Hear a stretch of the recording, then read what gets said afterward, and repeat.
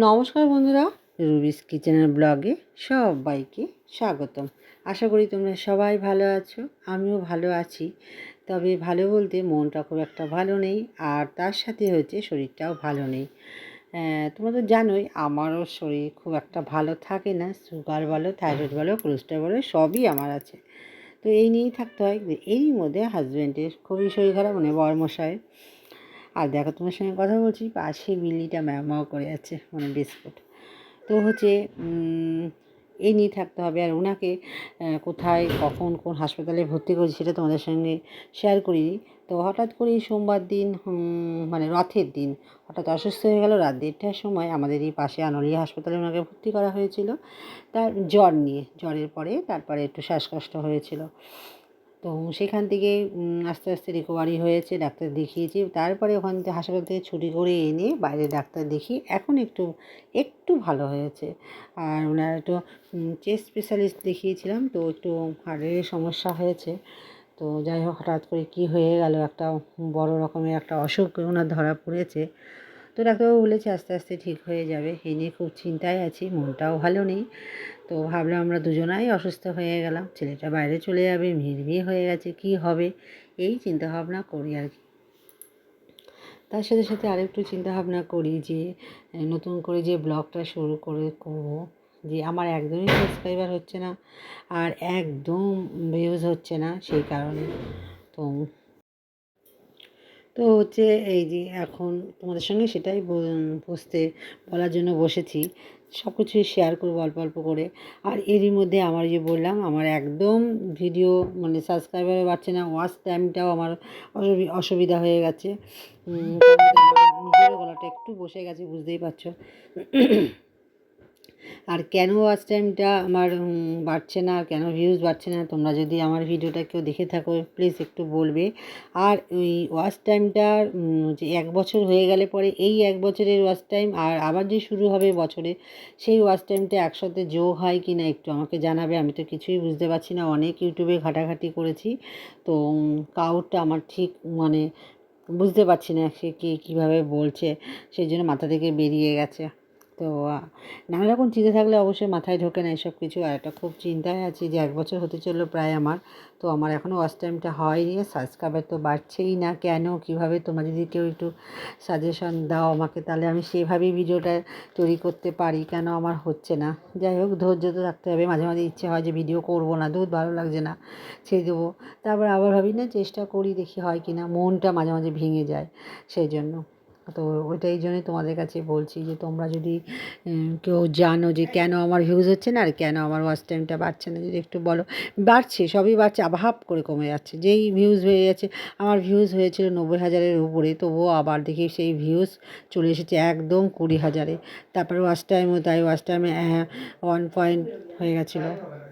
তো যে বললাম যেটা 1 পয়েন্ট হয়ে গেছিলো, তো আবার সেটা কমে গিয়ে একদম কমে গেছে। সে বলতে পারবো না, তোমরা আমার চ্যানেলে গেলেই দেখতেই পারবে আমার চ্যানেলটার কী অবস্থা। সেই জন্যই তোমাদের সাথে বলছি, তোমরা যদি কেউ জানো যে কীভাবে কী হয়, তবে আমাকে অবশ্যই একটু কমেন্ট করে জানাবে। আর একটু চিন্তায়ও আছি, সব বিষয়ে সব কিছু নিয়েই একদম মাথায় খুব চিন্তা। তো এই ব্যাপারে একটু আমাকে একটু হেল্প করবে প্লিজ, তোমরা যারা আমার ভিডিওটা দেখো, যারা ইউটিউব সম্বন্ধে জানো, তাদেরকেই বলছি। আর হচ্ছে কি বলবো, আর করতাম, বড়মশাই তো শরীরটা ভালোই খারাপ হয়েছে, আস্তে আস্তে রিকভার হবে শরীরটা। তো হঠাৎ করে ভেতরে ছিল, সেটা হঠাৎ করে বেরিয়ে কি এত বড় রোগ ধারণ করেছে। উনি একদমই কথা শোনে না, খাবার দাবার কোনো বিষয় উনি একদম কিচ্ছু মানতো না। তো আমরা জোর করলে উনি খেত না, সেই জন্য একটু বাড়িতেও রাগারাগিও হতো। তো যাই হোক, এখন উনি সব কিছুই মেনে নিয়েছে, দেখছে যে অনেক বড় অসুখ হয়েছে, খেতে হবে, এখন সব কিছুই খাওয়া দাওয়া করছে। তো যাই হোক, ছেলে মেয়ে সবাই যত্ন করছে, আমিও করছি, তাড়াতাড়ি মানুষটা সুস্থ হয়ে যাক। আর সুস্থ হলে ভালো হয় না। আর আমার অনেক ওনার যে কাজগুলো সেগুলো আমায় করতে হচ্ছে, খুব খাটনি আমারও হয়ে যাচ্ছে। সেই জন্য বললাম যে তুমি তাড়াতাড়ি সুস্থ হয়ে যাও, আমি এত কাজ করতে পারছি না। তো এই হচ্ছে ব্যাপার, তোমরা সবাই উইশ করো যে উনি তাড়াতাড়ি সুস্থ হয়ে যাক। আর কি বলবো, তো এই হচ্ছে আমার ব্লগ। আবার প্রথম থেকে ব্লগটা শুরু করছি, অনেক দিন ব্লগ দেওয়া হয় না, সেই জন্য আবার ব্লগটা শুরু করছি। তো আমার ব্লগ যদি তোমাদের ভালো লাগে তো অবশ্যই কিন্তু তোমরা একটু দেখবে আর লাইক কমেন্ট শেয়ার করবে, আর নতুন যারা আছো তারা অবশ্যই সাবস্ক্রাইব করে দেবে। তারপরে আমি আমার ব্লগটা, এটা হচ্ছে আমি রবিবার থেকে ভিডিওটা দেব, সোমবার থেকে তোমরা ব্লগটা দেখতে পাবে।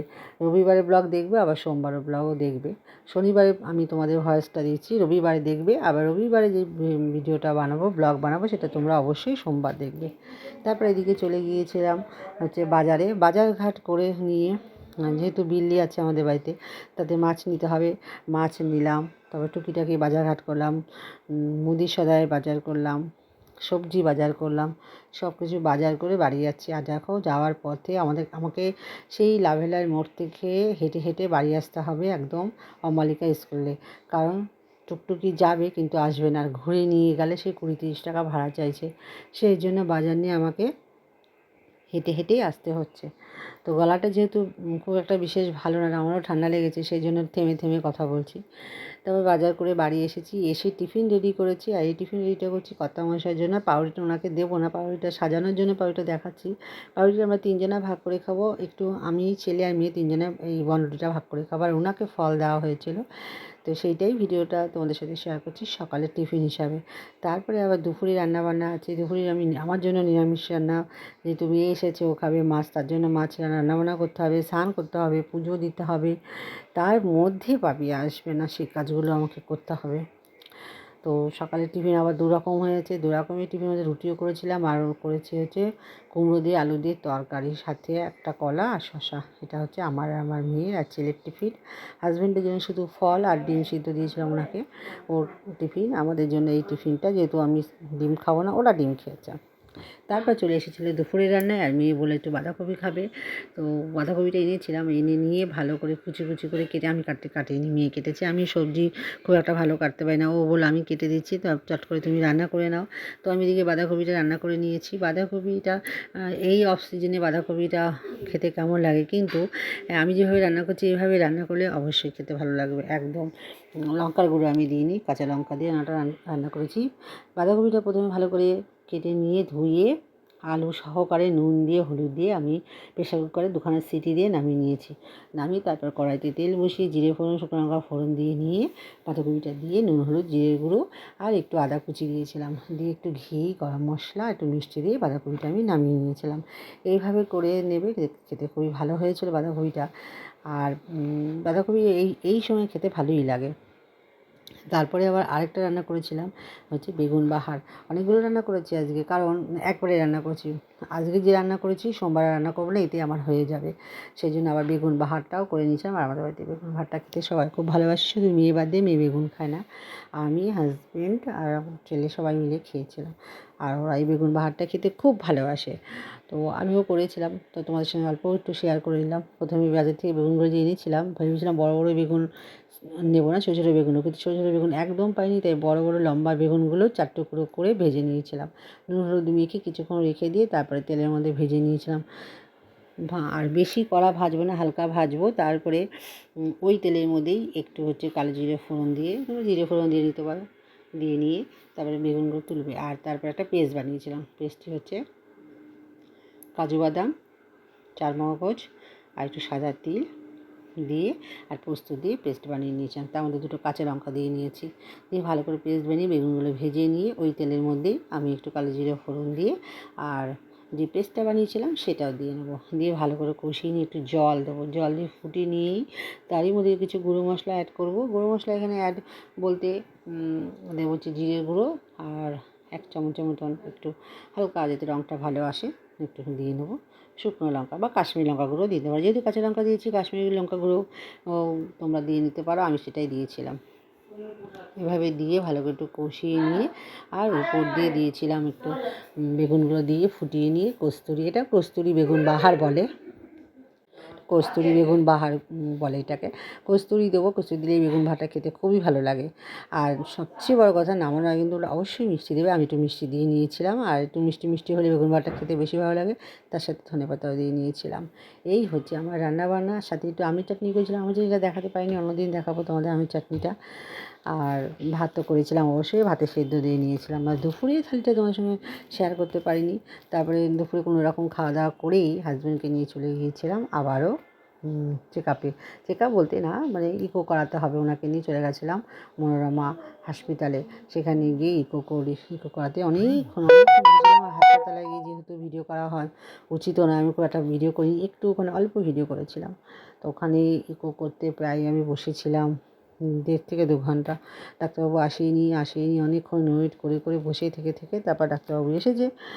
তারপরে ওনাকে ইকো করে তারপর বাড়ি চলে এসেছি। আর তারপর কথা বলতে এদিকে দেখো আমার কস্তুরি বেগুন ভাজা রেডি, ওপর দিয়ে ধনেপাতা দিয়ে নিয়েছে, তারপর একটু কস্তুরি মিষ্টি দিয়ে নেবো। আর তোমরা বলো না তুমি এই বেগুন ভাজাটা একটু মিষ্টি হতে খেতে পারো, তোমরা কিন্তু অবশ্যই একটু মিষ্টি দিয়ে নেবে। এই যে আমার একদম রেডি হয়ে গেছে বেগুন ভাজা, বাড়িতে করলে আমাকে অবশ্যই কমেন্ট করে জানাবে। তারপরে দিয়ে চলে এসেছিলাম খাওয়া দাওয়া করে একটু বিশ্রাম করে হাজব্যান্ডকে নিয়ে হচ্ছে হসপিটাল, তোমাদেরকে তো বললাম। তারপর বাড়ি চলে এসেছিলাম। আর এদিকে এসে দেখি মেয়ে হয়েছে ফ্রায়েড রাইস আর চিকেন কষা করেছে রাতে খাবারের জন্য। তো ভালোই হয়েছে, আমি তো এগুলো খাবো না, ওদের ভাই বোনে দুজনের হয়ে যাবে। হাজব্যান্ডকেও বললো খাওয়ার কথা, তো খেয়েছে, অল্প খেয়েছে। এই হচ্ছে আমার সারাদিনের ছোট্ট ব্লগ। চলো বন্ধুরা, আর ব্লগটা বেশি দূরে নিতে পারছি না, খুব শিগগিরই দেখা হবে পরের একটি ব্লগে।